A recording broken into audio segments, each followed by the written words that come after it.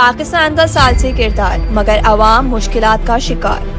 دنیا کے لیے آسانیاں، پاکستانیوں کے لیے مہنگائی۔ ناظرین، ایران اور امریکہ کے درمیان بڑھتی کشیدگی میں پاکستان مسلسل ثالثی کا کردار ادا کرتا ہوا دکھائی دے رہا ہے۔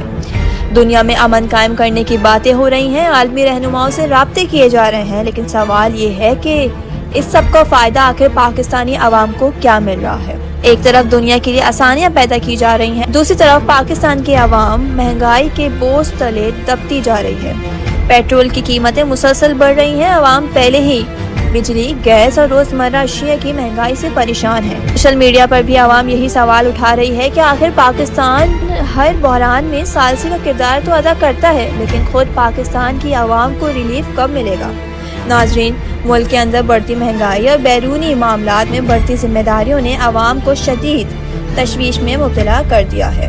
اب دیکھنا یہ ہے کہ کیا حکومت صرف دنیا کے مسائل حل کرے گی یا پھر پاکستانی عوام کو بھی حقیقی ریلیف ملے گا؟ اپنی رائے کامنٹ سیکشن میں ضرور دیجیے۔